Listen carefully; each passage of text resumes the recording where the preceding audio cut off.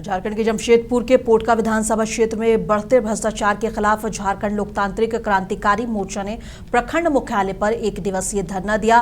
धरना प्रदर्शन के दौरान नेताओं ने निजी स्कूलों पर शिक्षा के नाम पर अभिभावकों से वसूली बंद करने की मांग की है। साथ ही स्कूली बच्चों की छात्रवृत्ति रोकने पर भी सवाल उठाए गए। प्रदर्शनकारियों ने सामुदायिक स्वास्थ्य केंद्र यानी कि CHC की उच्च स्तरीय जाँच कराने और दोषी अधिकारियों पर सख्त कार्रवाई की मांग की है। इसके अलावा म्यूटेशन ऑनलाइन के नाम पर हो रही कथित घूसखोरी को बंद करने की मांग उठाई गई है। प्रदर्शनकारियों ने चेतावनी दी है कि अगर मांगे पूरी नहीं हुई तो आंदोलन और तेज किया जाएगा।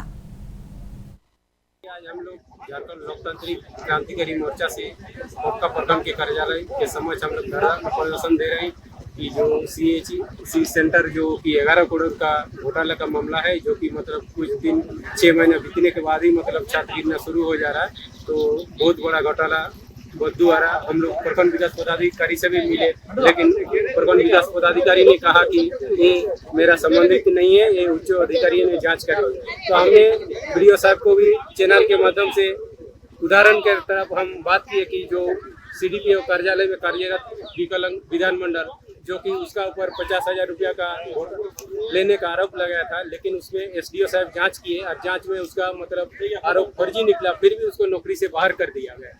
इस तरह का मतलब नेता के दबाव के चलते आज उसको नौकरी से हाथ धोना पड़ा, एक गरीब विकलांग विधानमंडल। तो इस तरह का पोटका प्रखंड में चाहे अंचल बोलिए, अंचल में हरना मौजा में 1 एकड़ जमीन जो कि बदन भूमजानी का था, उसका म्यूटेशन 88 तक रेंट भी दिया था, लेकिन वो जमीन को मतलब CO CI कर्मचारी मिल के दूसरे आदमी को नामांतरण भी कर दिया और अभी उसका एक CI का तो प्रमोशन होकर चाकुलिया में CO बन गया। तो इस तरह का यहाँ घोटालाबाज कर रहा कि जो कि समाज का अंतिम व्यक्ति जो आदिवासी महिला, उसका जमीन को दूसरे आदमी को बेच के उसका नाम से नामांतरण कर दे रहा और ऑनलाइन चढ़ा दे रहा। तो इस तरह का बहुत सारे घोटाला है जो कि प्रखंड विकास पदाधिकारी कार्यालय में, जैसे मनरेगा का जो आज वृक्षारोपण वाला मामला में अधिकतर आप बागवानी में देखिए एक भी पौधा नहीं, लेकिन उसमें भी पैसा पूरा सारे निकासी किया जा रहा। तो इस तरह का जो मामला प्रखंड से घोटाला किया जा रहा, तो इस पर हम लोग जांच की मांग करते हैं और दोषियों पर कार्रवाई किया जाए, और नहीं तो हम लोग उग्र आंदोलन करेंगे। जरूरत पड़ेगा तो हम लोग झारखंड हाईकोर्ट में भी जनहित याचिका दायर करने का काम करेंगे। झारखंड के पाकुड़ में मनरेगा कर्मियों की अनिश्चितकालीन हड़ताल पिछले 29 दिनों से जारी है। लंबित मांगों को लेकर आंदोलन कर रहे कर्मियों ने अब संघर्ष तेज करते हुए 16 और 17 अप्रैल को ग्रामीण विकास मंत्री दीपिका पांडे सिंह के आवास पर घेराव करने का ऐलान कर दिया है। कर्मियों का कहना है कि उन्हें पिछले 1 साल से अधिक समय से मानदेय नहीं मिला है, जिससे आर्थिक संकट गहरा गया है और कई परिवारों के सामने भुखमरी जैसी स्थिति बन गई है। हड़ताल का असर अब मनरेगा योजना पर भी दिखने लगा है, जिससे ग्रामीण क्षेत्रों में विकास कार्य ठप पड़ गए हैं। कर्मियों ने चेतावनी दी है कि अब जब तक मांगे पूरी नहीं होती, आंदोलन लगातार जारी रहेगा और तेज होता जाएगा समय के साथ। कि हम लोग को नौकरी परमानेंट हो, हम लोग को ग्रेड पे मिले और जो सर्विस बेनिफिट है वो सब कुछ मिला, जैसे पेंशन वगैरह है, और वो सभी फायदा हम लोग को मिले, ताकि हमारे जो भी कर्मी हैं, पूरे राज्य की बात करें तो 5,000 हमारे मनरेगा के कर्मी हैं जो कि 16 साल 17 साल से ये अपनी सेवा दे रहे हैं। आज हम लोग का 29वां दिन है। अभी तक सरकार ने हम लोग को कोई सुधी या कोई बुलावा हम लोग से वार्ता किसी भी तरह का नहीं हुआ है।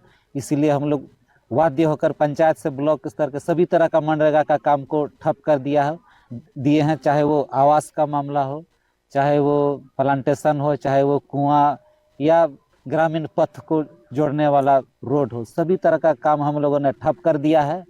और आगामी 15-16 को हम लोग माननीय ग्रामीण विकास मंत्री दीपिका सिंह पांडे का आवास घेराव करने जा रहे हैं।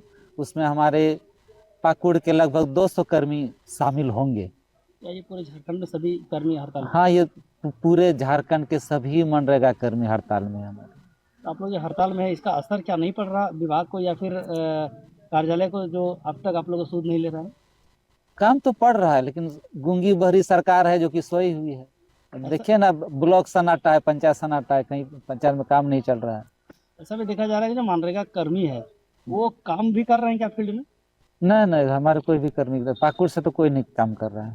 पूरे जिले भर के, पूरे जिला कहीं नहीं काम हो रहा है, सब ठप है। आप दिल्ली का रिपोर्ट देखिए, MIS का रिपोर्ट देखिए। हजारीबाग पुलिस ने बड़का गांव थाना क्षेत्र में नंदनी ज्वेलर्स लूटकांड का खुलासा किया। पुलिस ने 7 अपराधियों को गिरफ्तार कर लिया। SDPO पवन कुमार ने बताया कि आरोपियों के पास से कई हथियार भी बरामद हुए हैं। फिलहाल आरोपियों को जेल भेज दिया गया है। गुप्त सूचना प्राप्त हुई कि 3 अपराधी किसी बड़ी आपराधिक घटना को अंजाम देने हेतु बड़का गांव में आ रहे हैं। इसी क्रम में एक टीम गठित की गई जिसमें बड़का गांव थाना प्रभारी थे, सब इंस्पेक्टर थे एवं सशस्त्र बल थे। इनके द्वारा कुल 3 अपराधियों की गिरफ्तारी की गई है और उनके निशानदेही पर अन्य 4 लोगों को गिरफ्तार किया गया है। उनके द्वारा बताया गया है कि जो नन्नी ज्वेलर्स है उसमें जो लूट की घटना कारित की गई है इनके द्वारा ही की गई थी, जिसमें घटना कारित करने में 3 लोग शामिल थे और यहाँ एक लोकल लड़का जो संदीप था वो रेकी किया था और पूरी घटना के बारे में उनको इनपुट दिया था। साथ में जो ज्वेलर की लूट हुई थी उस ज्वेलरी को बेचने में जिस दुकान में बेचा गया था और उसमें जो मेडिएटर की भूमिका निभाए थे और जिस गाड़ी को इन लोगों ने यूज किया था उनके मालिक को भी आज हम लोग विधिवत गिरफ्तार किए हैं, न्यायालय में प्रेषित कर रहे हैं। रांची में महिला आरक्षण कानून को लेकर केंद्रीय रक्षा राज्य मंत्री संजय सेठ ने बयान दिया है। उन्होंने कहा है कि प्रधानमंत्री नरेंद्र मोदी ने पिछले 12 सालों में जो भी वादे किए हैं वे सभी जमीन पर पूरे हुए हैं। संजय सेठ ने कहा है कि देश के मातृशक्ति बहनें और बेटियां आज प्रधानमंत्री मोदी को सम्मान दे रही हैं और महिला आरक्षण का फैसला ऐतिहासिक है। उन्होंने दावा किया है कि आने वाले चुनाव में 33% महिलाओं की भागीदारी के साथ संसद और विधानसभाओं में बड़ा बदलाव देखने को मिलेगा। प्रधानमंत्री मोदी देश की जो जनता से जो वायदे पिछले 12 सालों में किए हैं, एक एक वायदा धरातल पे उतरा है, एक एक वायदा पूरा हुआ। अब देश की करोड़ों दीदियां बहन मातृशक्ति सैल्यूट कर रही मोदी को। अरे अब तो 16, 17, 18 ये इतिहास बनने वाला है, गौरव बनने वाला है, जब देश की संसद प्रधानमंत्री मोदी के उस प्रयास का आज से कुछ साल पहले जब 33% हमारी माताओं के लिए, बहनों के लिए, बेटियों के लिए, मातृशक्ति के लिए 33% आरक्षण पास हुआ था, अब 16, 17, 18 को कानून बनने वाले है। 2029 के लोकसभा विधानसभा चुनाव में सैकड़ों की संख्या में 33% मातृशक्ति संसद पहुंचने वाली है, महिला दीदी हमारी विधानसभा पहुंचने वाली है। यह है नरेंद्र मोदी। मोदी जो कहते हैं सो करते हैं। और झारखंड के बोकारो में पूर्व मुख्यमंत्री चंपाई सोरेन ने बोकारो स्टील प्लांट की जमीन को लेकर बड़ा बयान दिया। उन्होंने BSL यानी कि बोकारो स्टील लिमिटेड की जमीन वापस करने की मांग करते हुए कहा कि ये जमीन किसानों की है और उनका अधिकार मिलना चाहिए। चंपाई सोरेन ने चेतावनी दी है कि अगर मांगों पर ध्यान नहीं दिया गया तो व्यापक किसान आंदोलन शुरू किया जाएगा। उन्होंने कहा कि किसानों के हक के लिए हर स्तर पर संघर्ष किया जाएगा और जरूरत पड़ी तो बड़ा जन आंदोलन खड़ा किया जाएगा। हम उस समय 3-4 साल का उम्र का होगा। 1960 में अधिग्रहण हुआ, 64 में हो जाता।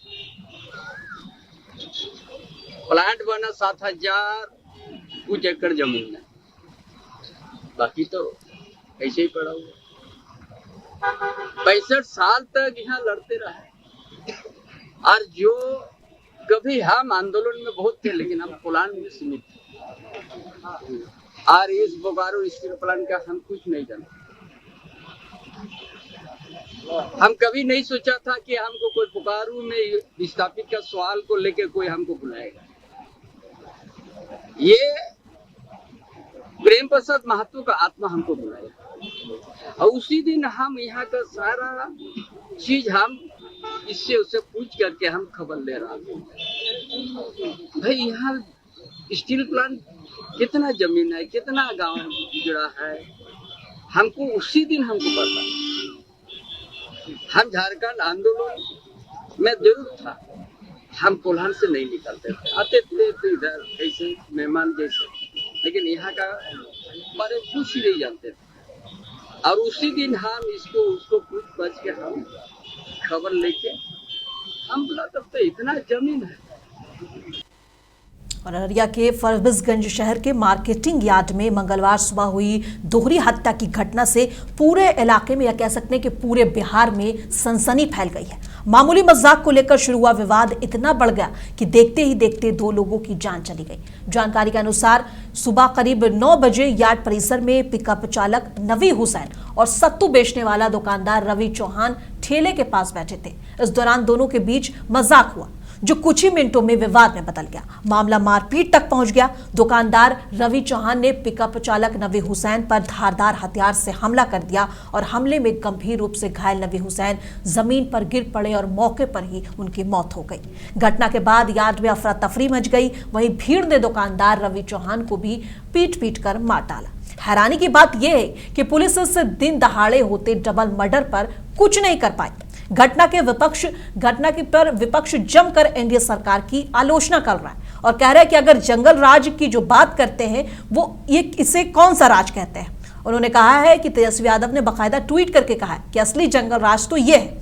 और अब बता दें कि डबल इंजन की सरकार में जहां कानून व्यवस्था के दावे करते हैं और सरकार के लोग और सरकार खुद दावा करते हैं, वो ऐसी घटना सरकार पर बड़े सवाल खड़ा करती है। बता रहे थे बेटी की शादी अगले में। कितना उम्र होगा इनका? नवी हुसैन को 40 का लगभग। 40 के लगभग। क्या पुलिस प्रशासन से क्या मांग करना चाहेंगे आप? इंसाफ मांगे इससे कि आइंदा और किसी के साथ न हो, इस तरह का घटना नहीं हो। आज मेरे साथ हुआ, कल दूसरा साथ नहीं होना चाहिए।